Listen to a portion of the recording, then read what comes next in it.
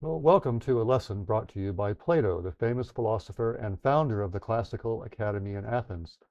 This lesson's agenda is fourfold. First, learn how to cite Plato's works, like the Republic, using Stephanus numbers by applying in-text classical citation, which is the same in all citation styles, from MLA to the Chicago Manual style.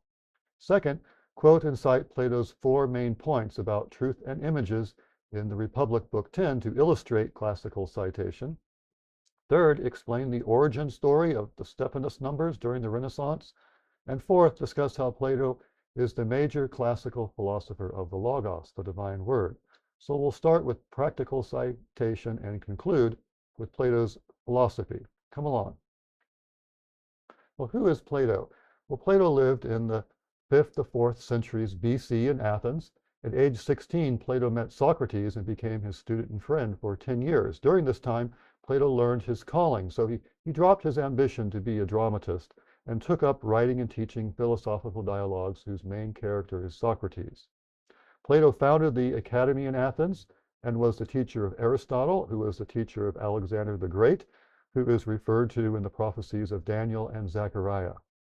Now, have you heard of the Platonic forms? Well, the forms are the perfect patterns, transcendent ideals, and archetypes behind nature and illustrated in nature, from armchairs to zebras.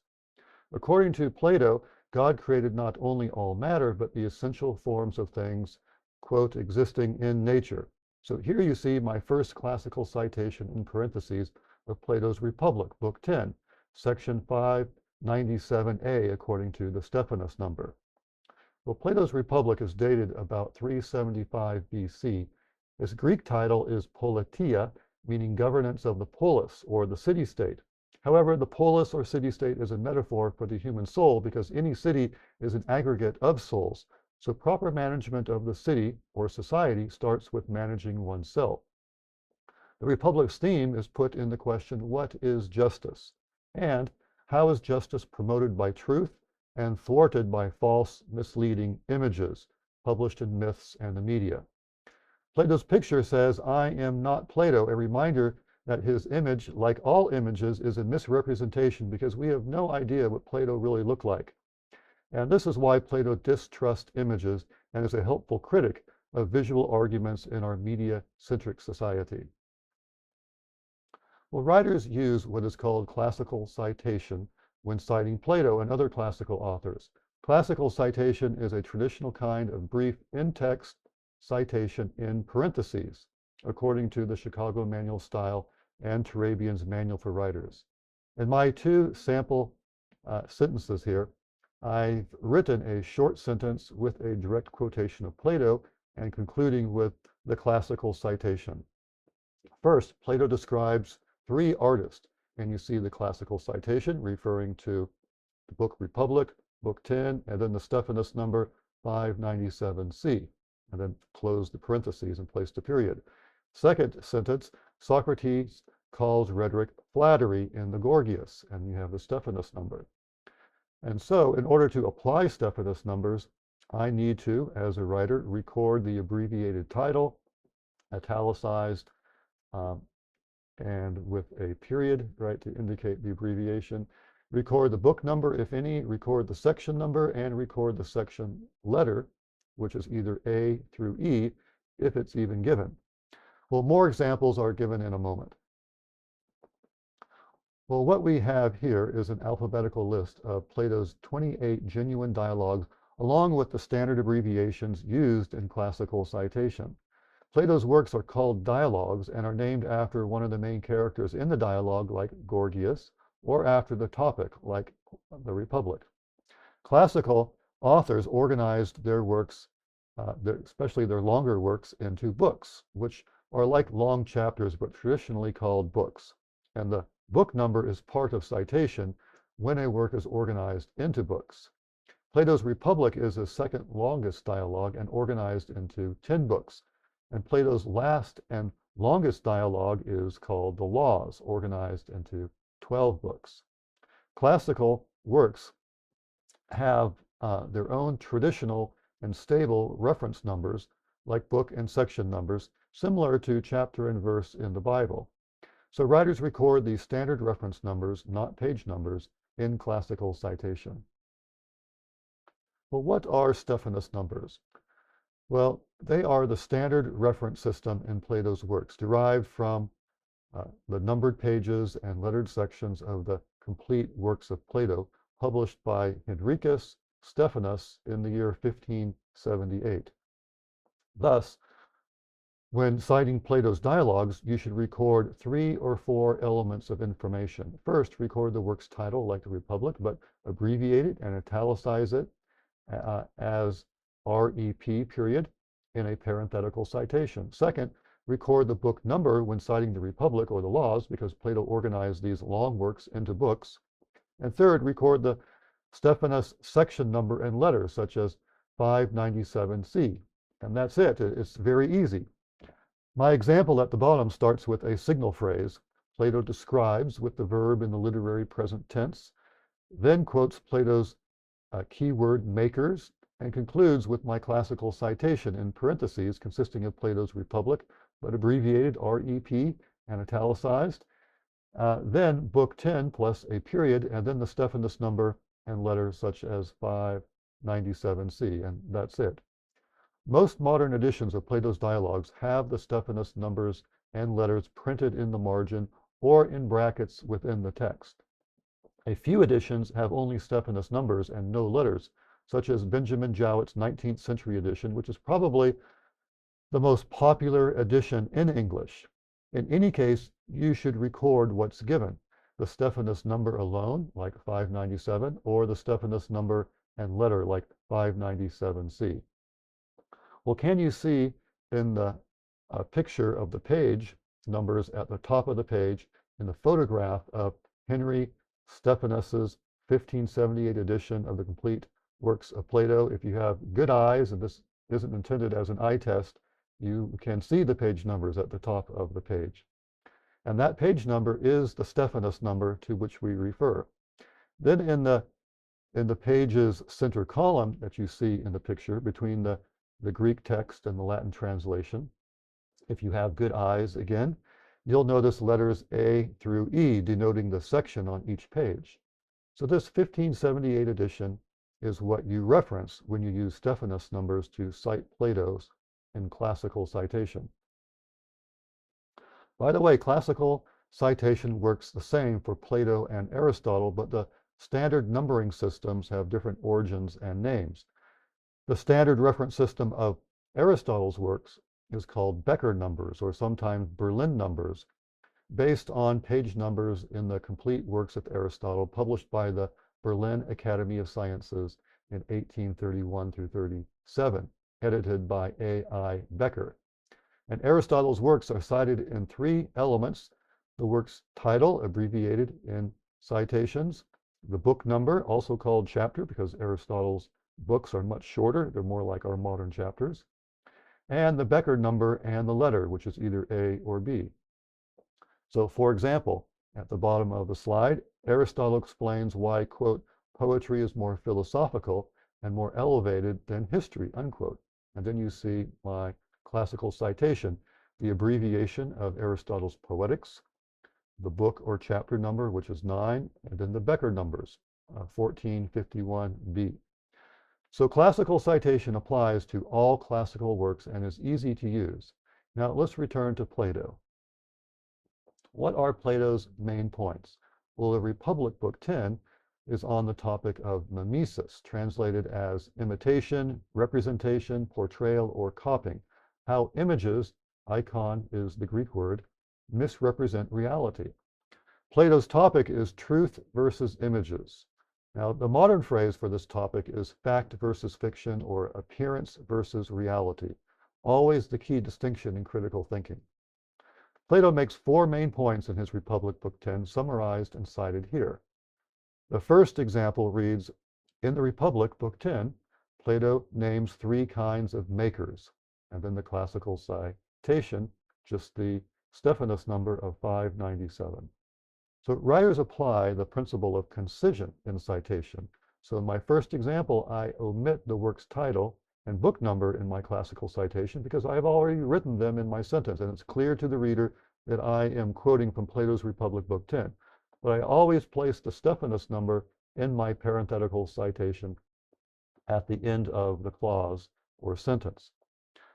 My English translation by Jowett, alas, does not have the Stephanus letters, so I leave out the letter, which is fine in most situations. But I can look up the full Stephanus number plus letter in another edition if I think it's required, as I have done in my first example here.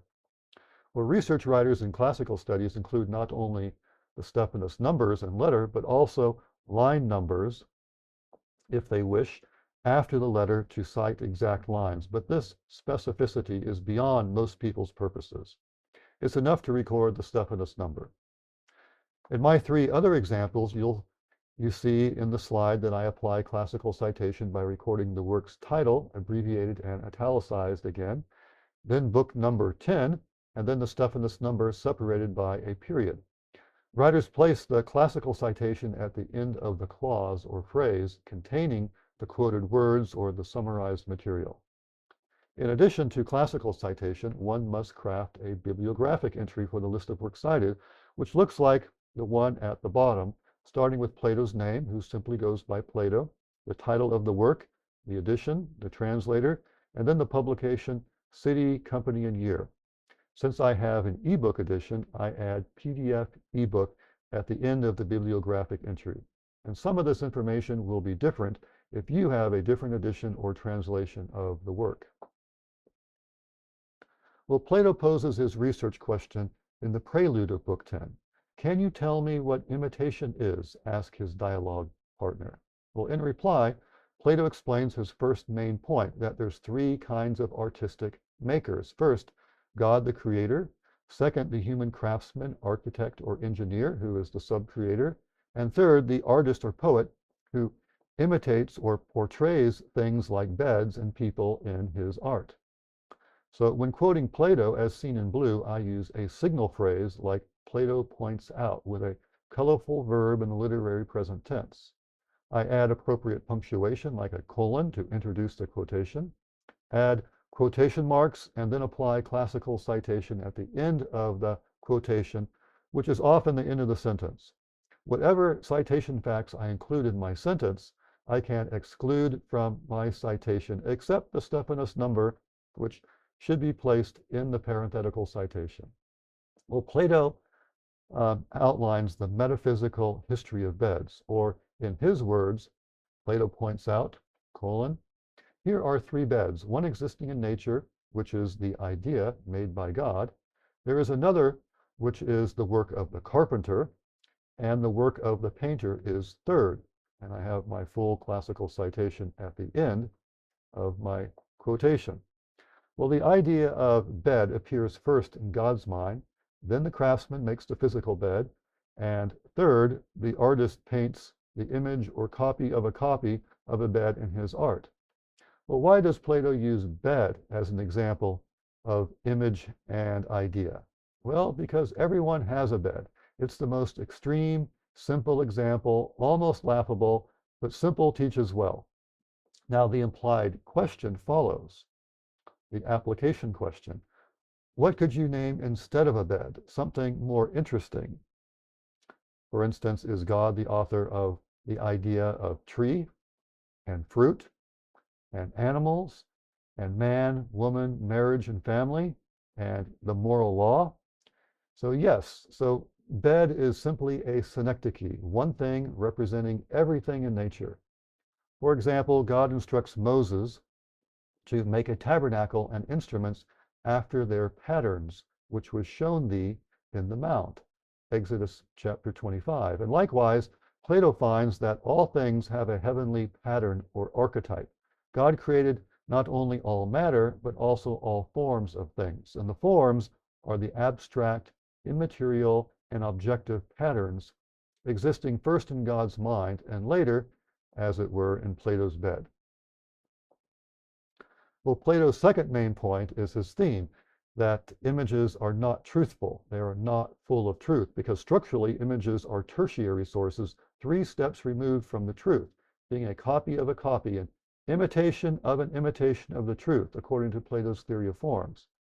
So Plato poses the key question in Republic, Book 10, and quote, which is the art of painting designed to be, an imitation of things as they are or as they appear, of appearance or of reality? And then you see the Stephanus citation at the end. And the answer is, well, then the imitator, I said, is a long way off the truth. All right. Well, modern people might put it this way. Does art deal in appearances or reality? Well, art, like advertising, deals in appearances. At best, an image is an accurate representation, but at worst, a complete distortion, forgery, and misrepresentation, which is called a straw man fallacy. Thus, the poet is an image maker and is very far removed from the truth, according to Plato. Plato insists that if you want to know the truth, you have to go to the primary source, which is the ideal forms. In this intellectual context, can you tell that the Greeks were extremely interested in the ideal? Where do you find perfection? Thus, the Gospel of Luke, written to the Greeks, presents Jesus as the perfect man. That's Luke's theme. And the perfect man is found doing his Father's business in the Gospels and in Acts of the Christian scriptures. Well, Plato's third main point is that truth, as real, valid truth, is always transcendent and thus objective. Plato observes and writes, quote, God created a bed, which is essentially and by nature only one. And then unquote, and you see my classical citation at the end. The second sentence, Plato explains in Republic, Book 10, by the natural process of creation, God is the author of this ideal and all other things. And then the Stephanus number in my citation. Well, Plato teaches that God created the forms, which are the only perfect or heavenly standard of truth. All other things, according to Plato, participate in the transcendent forms. Raphael's famous painting shows Plato pointing up and Aristotle pointing down, signifying the great argument about whether the forms are transcendent in God's mind or merely immanent in nature. Well, the two philosophers agree about the reality of the forms, which is undeniable to them, but they disagree about their exact address. Plato thinks the forms are divine, existing in the Logos. Aristotle thinks it is merely natural. What do you think? Well, regarding classical citation, my two sample sentences have the required citation facts, but placed differently. My first citation is a full citation, but if I include the dialogue title and book number in my sentence, then I can leave it out of my citation as in the second sample citation. However, I always include the Stephanus numbers in the parenthetical citation, not in the sentence. So back to Plato's point. How do we distinguish good and evil unless we appeal to a third thing over and above them? Well, this higher truth is often called the moral law or the natural law, which is why Plato points upward toward heaven. And if this higher, transcendent, and objective standard does not exist, then all discussion of good and evil gets reduced to personal preference and moral relativism. Yet as soon as we admit such a concept as the good, as we must and always do, then we start to talk about Plato's form of the good existing in God's mind and holy character. According to Plato, God created the forms or the ideals like the good, giving truth, value, and meaning to the soul and society. Well, Plato's fourth main point is that art is passionate and fitful, for better or for worse, because art appeals to our passions or emotions through the five senses. And Plato put it this way in the first citation. Here is another point, states Plato in Book 10. The imitator or maker of the image knows nothing of true existence. He knows appearances only. And then the citation. And then next is my third quotation. The painter's creations have an inferior degree of truth, and he is concerned with an inferior part of the soul.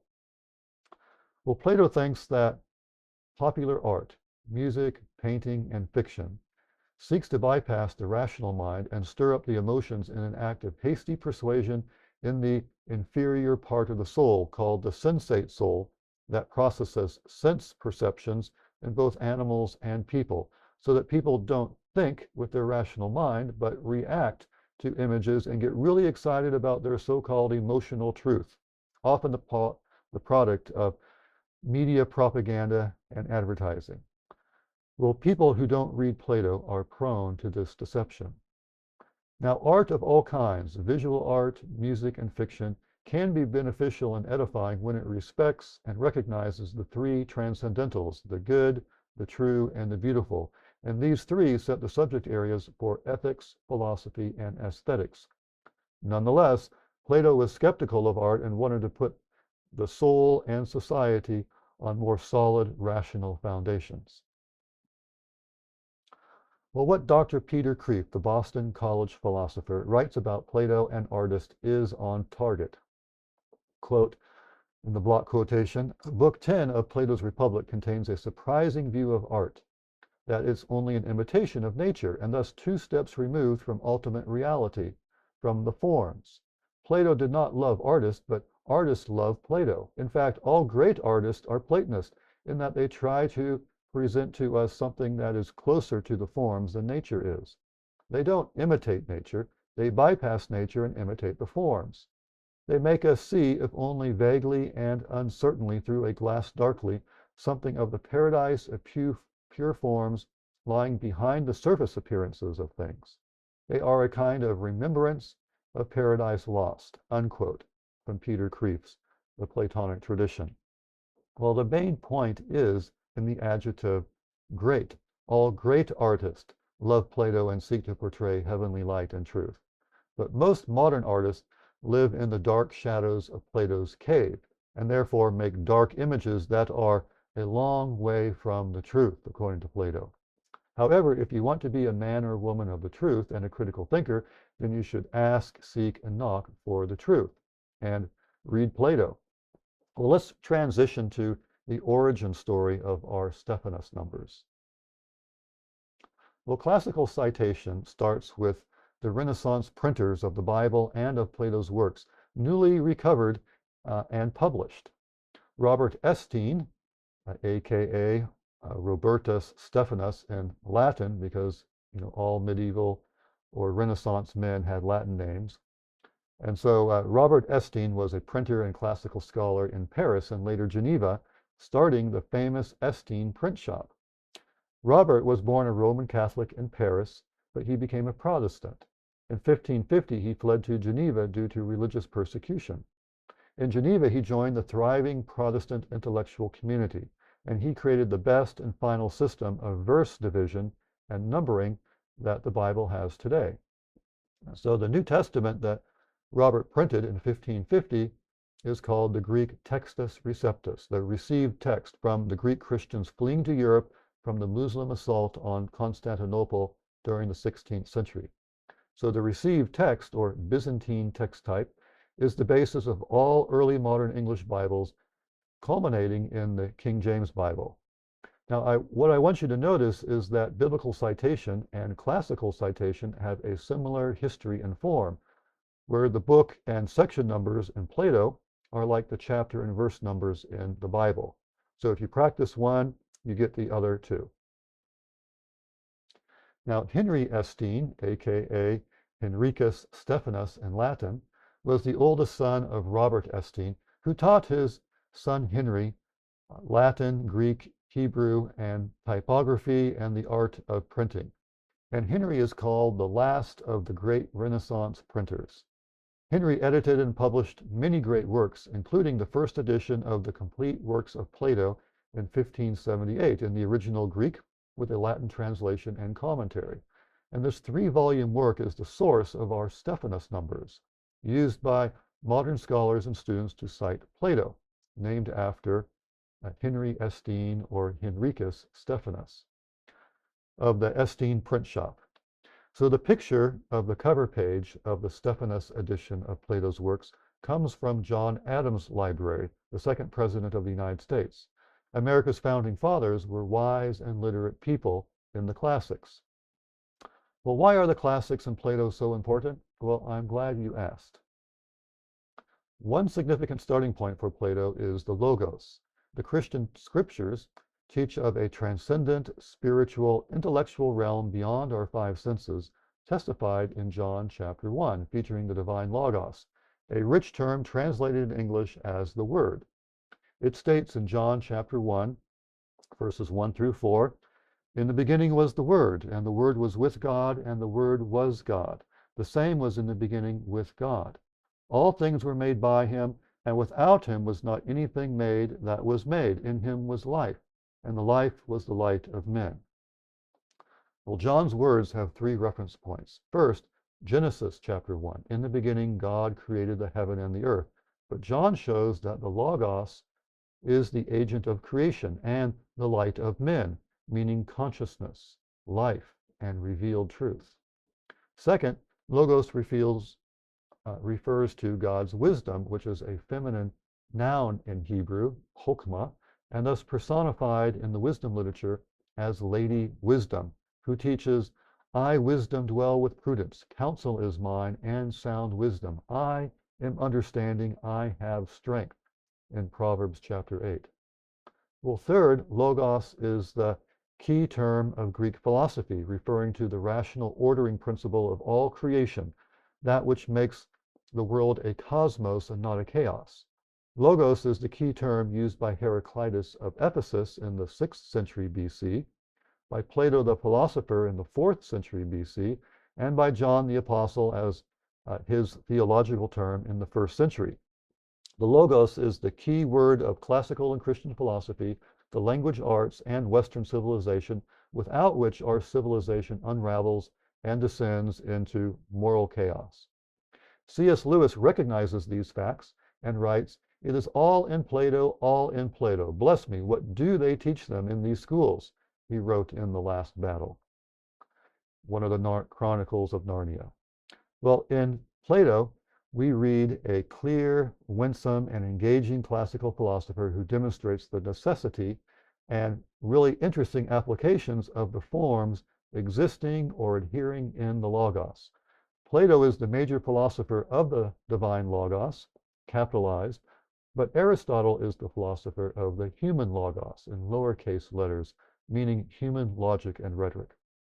Well, since Plato is important, it's important to know how to cite his dialogues. Plato saw the Logos from afar off, but we, with more light, get to know him more personally. Well, I wish you the best as you read, quote, and cite Plato, and see you next time.